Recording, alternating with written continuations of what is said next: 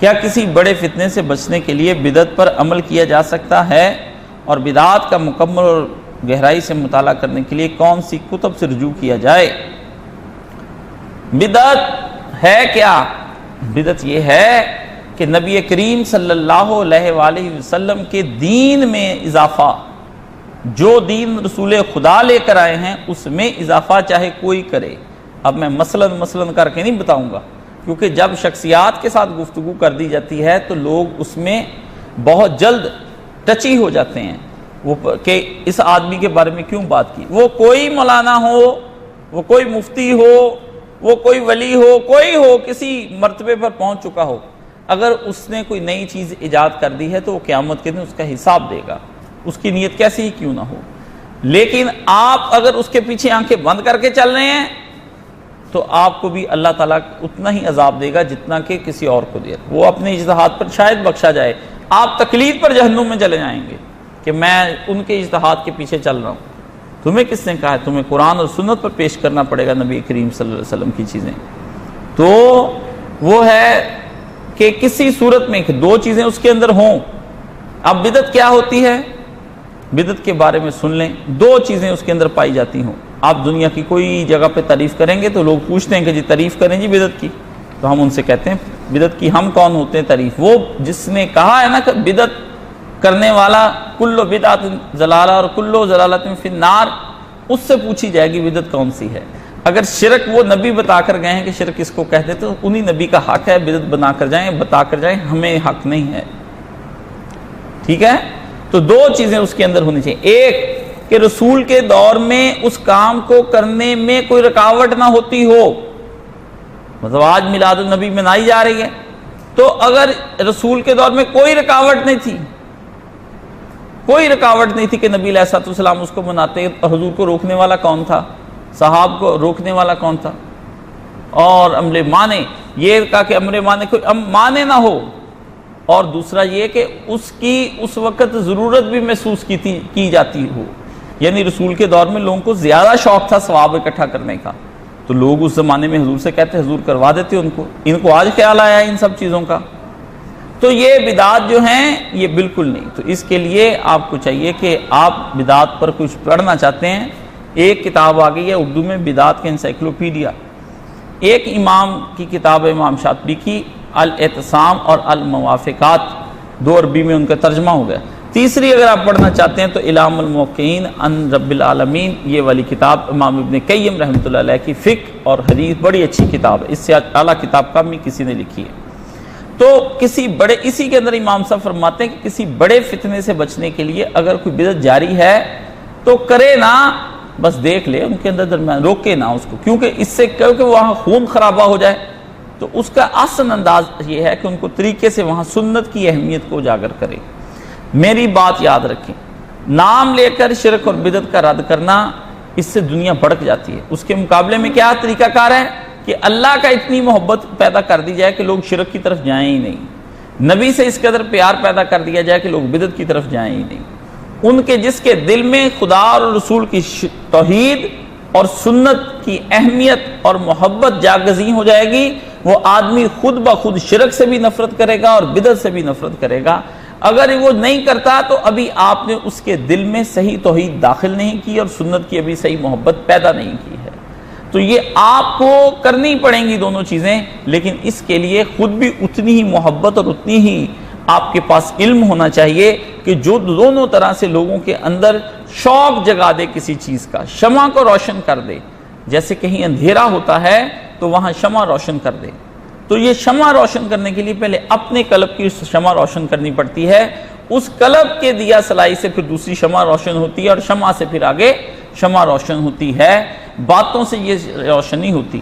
آپ اللہ کی محبت پیدا کریں اور خود نماز کے پابند نہ ہوں، آپ اللہ کی محبت پیدا کریں تو خود آپ اپنی تہجد کی پابند نہ ہوں، آپ اللہ کی محبت پیدا کرنا چاہتے ہیں کبھی اشراق اور چاشت نہ پڑی ہو، آپ اللہ کی محبت پیدا کرنا چاہتے ہیں کبھی آپ نے نوافل نہ پڑھے ہوں، آپ اللہ کی محبت پیدا کرنا چاہتے ہیں کبھی کسی نے آپ کو سجدہ شکر میں نہ دیکھا ہو، تو کیسے ہوگا؟ اسی طرح نبی کریم صلی اللہ علیہ وآلہ وسلم کی تقلید میں زندگی گزارنے کا نام وہ آپ کی سنت کو اجاگر کرنے کا نام ہے۔ تو ہمیں نبی کریم صلی اللہ علیہ وآلہ وسلم کی سنت اور توحید کا عقیدہ اس قدر بلند مقام پر لے جا کر پیش کرنا چاہیے جس سے وہ دوسرے کے جذبات اور عقل دونوں کو اپیل کرے اور اس کے ذریعے سے وہ اللہ اور اس کے رسول کے ساتھ اپنی محبت پیدا کر لے، تب جا کر کے اس کو وہ خدا کے اس پیغام کا جو ہے اس کو اصل مقصد سمجھ آئے گا کہ کل ان کنتم تحبون اللہ فاتبعونی، اگر یہ کہہ دیجئے ان سے کہ اگر یہ چاہتے ہیں کہ اللہ ان سے پیار کرے تو آپ کی اتباع کریں گے۔ اتباع محمدی صلی اللہ علیہ وآلہ وسلم سے اللہ کی محبت حاصل ہو جاتی ہے، اور جس کو اللہ کی محبت حاصل ہو جاتی ہے وہ آدمی اپنی توحید میں پختہ ہو جاتا ہے۔ توحید میں آدمی وہ پختہ ہوتا ہے جس آدمی کو دعا مانگنی آ جاتی ہو۔ جس آدمی کو دعا مانگنی نہ آتی ہو وہ توحید میں پختہ نہیں ہو سکتا۔ دعا کون مانگ سکتا ہے؟ جس کو اپنی عاجزی کا پتہ چل جائے، جس کو اپنی شناخت ہو جائے، جس کو پتہ چل جائے میں بندہ ہوں، جس کو اپنی بے بسی کا پتہ چل جائے، جس کو اپنی درماندگی کا پتہ چل جائے، جس کو اپنی کمزوریوں کا پتہ چل جائے، جس کو اپنی حیثیت کا تعین ہو جائے، جس کو اپنے سٹیٹس کا پتہ چل جائے، اس کو دعا مانگنی آتی ہے۔ اگر آدمی متکبر ہے اور وہ اپنی اس کو مرنے کا کوئی خوف نہیں ہے، احتساب کا کوئی خوف نہیں ہے اور اپنی ذات کا ادراک نہیں ہے، وہ آدمی کبھی زندگی میں دعا نہیں کر سکتا۔ وہ رٹی ہوئی دعائیں تو پڑھے گا لیکن دعا کو تخلیق نہیں کر سکے گا۔ نبی علیہ السلام کی دعاؤں کے اندر جتنا غور و خوض کرے گا اور اس کے بعد سلف صالحین کی دعاؤں کو پڑھتا چلا جائے گا، ایک وقت آئے گا وہ اپنی دعا کو خود کریٹ کرنے لگ جائے گا۔ اور آپ کو پتہ ہے کریشن کا جو عمل ہے، تخلیق کا جو عمل ہے، دنیا کا مشکل ترین عمل ہے۔ ماں بچے کو پیدا کرتی ہے، تخلیق نہیں کرتی۔ تخلیق پیدا کرنی کتنی مشکل ہے ماں کے پیٹ میں، خلق اس کو خدا نے کیا، پالا اس کو خدا نے، لیکن جنتی ہے وہ تخلیق تو، اور اس تخلیق میں اس کی موت بھی ہو جاتی ہے۔ مصور اپنی پینٹنگ کرتا ہے اور پکاسو بن جاتا ہے، وہ دنیا کے سامنے اپنی پینٹنگز رکھتا ہے، صادقین بن جاتا ہے، وہ دنیا کے سامنے اپنی پینٹنگز رکھتا ہے، اور شاعر بن جائے تو وہ کہتا ہے کہ تیرے شعر تجھ کو کیوں نہ پیارے ہوں اقبال، کہ جگر کا خون دے کے یہ بوٹے تو نے پالے ہیں۔ شاعر کو اپنی شاعری، افسانہ نگار کو اپنا افسانہ، سب کو اپنی تخلیق سے پیار ہوتا ہے۔ تو جو آدمی اپنی تخلیق سے خود اپنی دعا کو کریٹ کرتا ہے، خود اپنی دعا کو بناتا ہے، الفاظ وہ سب چیزیں جب وہ بناتا ہے تو جو اس کا لطف اس کو آتا ہے اللہ سے باتیں کرنے کا، وہ کسی کو نہیں آ سکتا۔ تو جب دعا اللہ کے ساتھ اس کی پختہ ہو جاتی ہے تو توحید کا بوٹا اس کے اندر جاگزی ہو جاتا ہے۔ مرشد کامل کے پاس بیٹھ کر جس کو دعا کرنی نہیں آئی اس کو کچھ کرنا نہیں آیا۔ الف اللہ چمبے دی بوٹی تے مرشد من وچ لائی ہوں، نفی اس بات دا پانی تا تے جان لگے پر آئی ہوں، اندر بوٹی مشک مچایا تے جان کھلن پر آئی ہوں۔ کیا بتایا حضرت انہوں نے یہ بتایا کیا کہ مرشد کے پاس بیٹھ کر وہ تجھے اندر اللہ کی پہچان کرواتا ہے اور ذات کی اپنی کی معرفت کرواتا ہے۔ الف اللہ چمبے دی بوٹی تے مرشد من وچ لائی ہو۔ ایک چمبا ایک پودا ہے تو وہ جب کھلتی اس کی بوٹی تو بڑا دور دور تک خوشبو پھیل جاتی، تو مرشد خدا کے ذکر کو اس سے چمبے کی بوٹی سے تشبیہ دیتے ہوئے کہا کہ مرشد وہ بوٹی نہیں لگاتا اس کے اندر، جیسے آپ رات کے وقت میں اگر گارڈن میں بیٹھیں تو یہ ابھی دن آئیں گے تو اس میں کیا ہوتا ہے، رات کی رانی کی خوشبو دور دور تک پھیل جاتی ہے، مہکتا ہے پورا گھر بھی لون بھی، اور اس گھر کے آگے سے گزرے تو اندر لگی ہوئی بوٹی کا باہر خوشبو آتی ہے، تو وہ بوٹی کی خوشبو پھر اس کے من کو اور اس کے من کے باہر بھی سب لوگوں کو ایک دم سے خوشبودار بنا دیتی، معطر کرتی دماغ کو۔ اندر بوٹی مشک مچایا تے جان پھلن پر آئی۔ پھر جب اندر بوٹی مشک مچاتی ہے نا، جب اندر بھر دیتی ہے تو جو چیز بھر جاتی ہے تو کیا ہوتا ہے، وہ برسٹ بھی کر جاتی، پھیل جاتی، پھول کھلتا ہے تو کس طرح کر کے کھل جاتا ہے، تو پھر دنیا بھی اس بوٹی سے فائدہ اٹھاتی ہے، اس کی اولاد بھی اٹھاتی، اس کی بیوی بھی اٹھاتی، اس کے بچے بھی اٹھاتے، اس کے بہن بھائی بھی اس بوٹی سے سب ایمان لے آتے ہیں۔ اسے ایک آدمی کے مسلمان کہنے سے نہیں، اندر کی بوٹی کے مشک سے لے کر آتے ہیں۔ بوٹی اپنے آپ کو یہ نہیں کہتی میں چمبے کی بوٹی مجھے آ کر سونگو، اتر وہ ہے بیبویت، اتر آنست کی بیبویت نہ کہ بیگویت، فارسی میں کہتے ہیں، کہتا ہے خوشبو وہ ہے جو خود بتائے کہ خوشبو دے کے، نہ کہ کہنا پڑے کہ میں نے عطر لگایا ہوا ہے۔ اترونس، انہوں نے کہا اترونس، اتر وہ ہے کہ بگوید، کہ جس کی خوشبو آئے، نہ کہ بگوید، نہ کہ منہ سے کہنا پڑے کہ جناب میں نے خوشبو لگائی مجھے سونگیے۔ یہ ہے بدعات کے خاتمے کا کام کرنے کے لیے، یہ ہے توحید کا کام کرنے کے لیے۔ تو یہ سارا تزکیہ نفس کی راہوں سے گزر کر کے پھر اس کے بعد ایک لمبا پروسیس گزارنا پڑتا ہے اپنی ذات کا، تب جا کر آدمی دانہ خاک میں مل کر گلو گلزار ہوتا ہے۔ بڑی مشکل سے ہوتا ہے، اقبال نے کہا چمن میں دیدہ ور پیدا، ایک آدھ دن کی بات نہیں ہوتی، ہم اکتا جاتے ہیں ان راستوں پر چلتے چلتے۔ دائی حق اگر اکتا جائے تو اس سے بڑی قیامت دنیا کے اندر نہیں آئی۔ مجھے یاد ہے ایک وقت میں میں بھی تھوڑی سی تبلیغ کے کام سے اکتا گیا تھا ایک سانحے کی وجہ سے، تو میرے حضرت صاحب کو میں نے کہا کہ یہ تبلیغ میں نہیں کروں گا، اس کا کیا حل فائدہ ہے؟ اس کا کچھ فائدہ نہیں ہے، یہ تو لوگ الٹا آپ کو تنگ کرتے ہیں، آپ کا تو دنیاوی سٹیٹس بھی گر جاتا ہے۔ چھوٹے چھوٹے لوگ، بندہ ایک امیر آدمی جب تبلیغ کرتا ہے تو جو محلے کے جو غریب غربا ہوتے ہیں نا، چھوٹے چھوٹے دنیاوی لحاظ سے، بندہ ان کے گھر جا کر دین بتاتا ہے تو وہ بھی تھوڑے بد دماغ ہوتے جہالت کی وجہ سے، تو وہ پوچھتے نہیں، تو بندے کے اندر نفسانی خواہش پیدا ہوتی کہ یار ان 2% کے لوگوں کے سامنے میں ایک پی ایچ ڈی اسکالر، یہ بیچارے سادہ 4 حرف نہیں پڑھ سکتے، تو انسان کا علمی سٹیٹس، اس کا مالی سٹیٹس، اس کی اپنی حیثیت، اس کی گڈ لکنگ، اس کا سارا کچھ اس کے سامنے آ جاتا ہے، اور وہ پھر ملیا میٹ کرنا پڑتا ہے اس کو۔ ملیا میٹ کرنے کے بعد ان کو حق کی دعوت۔ پیغمبر اسلام صلی اللہ علیہ وآلہ وسلم نے جب دین کی تبلیغ کی ہے تو رسول خدا صلی اللہ علیہ وسلم اپنے خاندان کے سب سے زیادہ نامور، معتبر، باعزت آدمی تھے، اور پورے مکہ میں رسول خدا اور شام میں حضور کی دھوم تھی صادق اور امین کے نام سے کہ ٹریڈنگ کرتے تھے رسول اللہ صلی اللہ علیہ وسلم۔ خاندانی وجاہت بہت بلند تھی، برادری بہت بلند تھی۔ ایسا پیغمبر جب شیب ابی طالب میں بند کیا جائے، اس کا وقار کا دیکھیے کیا اندازہ ہوگا۔ ایسا پیغمبر ان لوگوں کے پاس دین لے کر جاتا ہے کہ وہ لوگ کیا کرتے ہیں، نبی کے پیچھے گنڈوں اور بدماشوں اور عواشوں کو لگا دیتے ہیں کہ وہ نبی کو اس وقت لہو لہان کر دیتے ہیں طائف کے اندر۔ وہ سٹیٹس چھوڑنا پڑتا ہے اس کو سارا کچھ۔ تو ایک داعی حق ایک دن میں داعی حق نہیں بن جاتا، داعی حق بننے کے لیے ایک عمر گزرتی ہے۔ انیس نے کہا تھا، میر انیس کو کسی نے پوچھا کہ آپ اتنا اچھا مرثیہ کیسے لکھ لیتے ہیں؟ میر انیس اور میر دوسرے مرزا دبیر 2 ہندوستان کے مرثیہ گو ہوئے ہیں، اور مقابلہ شعر و شاعری کی کتاب اس نے لکھی، مولانا شبلی نعمانی نے لکھی، تو اس میں مقابلہ کرتے چلے جاتے ہیں ایک جگہ پہ آ کر کے ان دونوں کا مقابلہ، موازنہ کہ تو دونوں میں سے کون بہتر ہے۔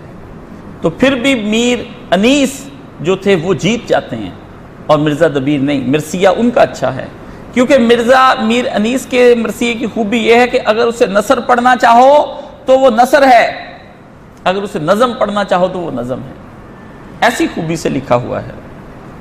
تو جب وہ لکھنؤ میں پڑھتے تھے مرثیہ تو ایک دنیا جو تھی ان کے اوپر وہ قربان ہوتی تھی، بڑے بڑے نوابوں کی جرت نہیں ہوتی تھی کہ ان کے سامنے بلند کھڑے ہو جائے۔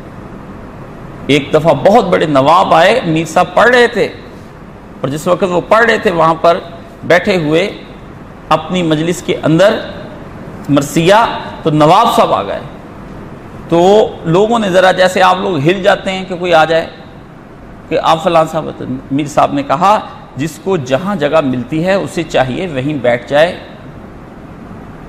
نواب صاحب کو وہیں بیٹھنا پڑ گیا، جس کو جہاں جگہ ملتی ہے وہیں بیٹھ جائے۔ تو نواب صاحب وہیں بیٹھ کے جوتوں میں پیچھے کہ میں نواب ہوں، اور ان کے جب نواب آیا کرتے تھے ان کے لاؤ لشکر کی داستان میں کسی دن بیٹھ کر سناؤ تو تم حیران رہ جاؤ گے۔ ہمارے حکمرانوں کا وہ پروٹوکول نہیں ہوتا جو ان کا ہوتا تھا، آپ دار، بھنڈی دار، توشہ دار، یہ دائیں بائیں آگے کیا ان کے کہنے تھے، پیالہ اٹھانے والا الگ، پانی پلانے والا الگ، سکہ الگ، ان کے ساتھ یہ الگ، اور خوشبو سنگھانے والا الگ، غلاب پیش کرنے والا الگ، حضور کی انگلی انگوٹھی اتارنے والا الگ، نئی انگوٹھی موقع پر پہنانے والا الگ، شملے کا الگ، یہ کپڑا جو لپیٹا ہوا اس کو درست کر کہ آپ کیا کہیں گے نوابوں کی کیا شان تھی۔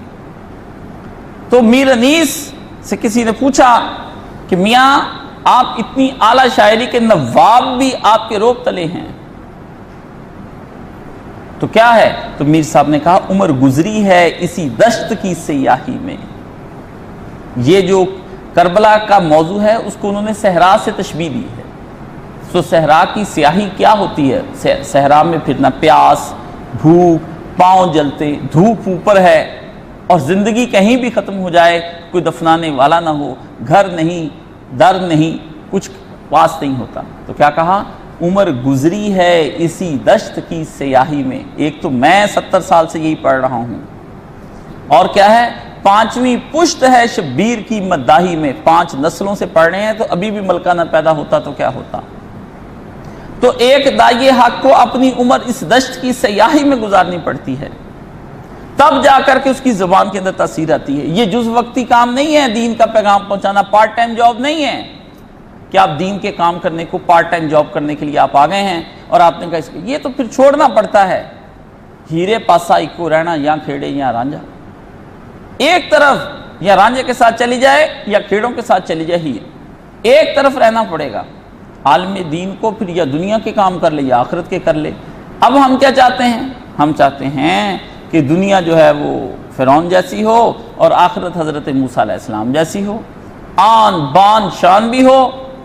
میں مانتا ہوں عالم کی آن بان شان ہونی چاہیے. اگر کسی کو یہ مواقع پیش آ جائیں کسی عالم کو کہ خدا اس کو اتنا رزق فراہم کر دے، یا آپ اپنی نسل کے لیے اتنا چھوڑ جائیں کہ وہ شان سے زندگی بھی گزار لے اور عالم دین بھی بن جائے، یہ تو سونے پہ سہاگا ہے نا.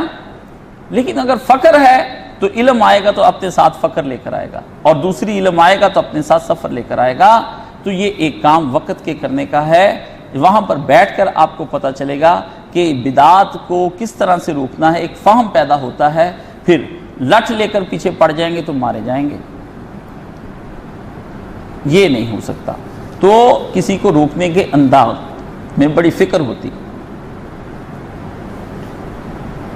شیخ الاسلام ابن تیمیہ رحمۃ اللہ علیہ کے دور میں ان کے یہی شاگرد مولانا امام ابن قیم رحمۃ اللہ علیہ، انہوں نے استاد جی سے کہا، استاد جی یہ جو ہے نا تاتاری منگول چنگیز خان کے جنہوں نے حملہ کر دیا تھا، تو امام نے اپنے ہاتھ سے جہاد بھی کیا ہوا ہے. شیخ الاسلام ابن تیمیہ وہ عالم دین ہیں جنہوں نے ہاتھ سے تلوار چلا کر کے دین کی حفاظت کی ہے، اور ہاتھ سے قلم چلا کر بھی دین کی حفاظت کی. 38 جلدیں تو صرف فتوے کی ہیں شیخ کی. کیسا ماں نے بچہ جنا ہے. اور ہر عالم مولانا مودودی سمیت ان سے متاثر رہا ہے. حق میں ابن ابو الکلام آزاد کو بھی نام لینا پڑا تو ابن تیمیہ رحمۃ اللہ علیہ کا لینا پڑا.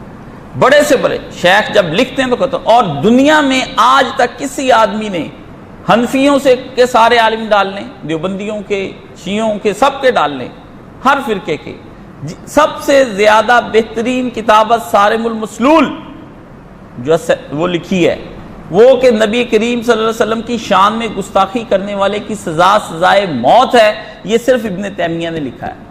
اس نے اکٹھا کر کے سارا مواد دیا ہے. جو کتاب بھی دنیا کے اندر طاہر القادری بنائے، مولانا مودودی لکھے، کوئی لکھے، وہ مولانا شیخ الاسلام ابن تیمیہ رحمۃ اللہ علیہ کی کتاب سے نکالا ہوا ہوگا، اخذ کیا ہوا ہوگا. ویسے سارے گالیاں دیتے ہیں شیخ الاسلام کو، کیونکہ شیخ بدعات کے خلاف تھے، شرک کی ننگی تلوار تھے شرک کے خلاف.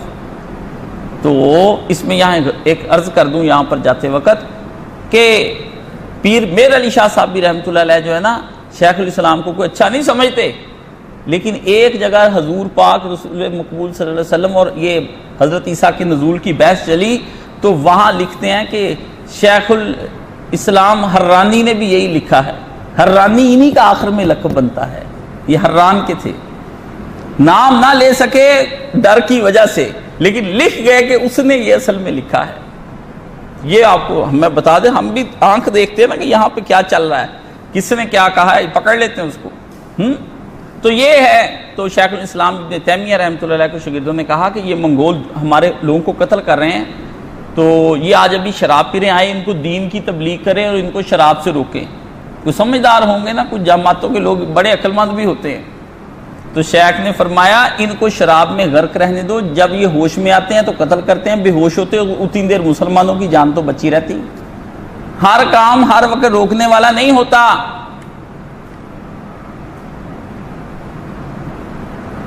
ایک بزرگ نے کہا تھا کہ سچ بولنا بڑی بات ہے، لیکن یہ کہاں لکھا کہ ہر وقت ہی بولنا چاہیے.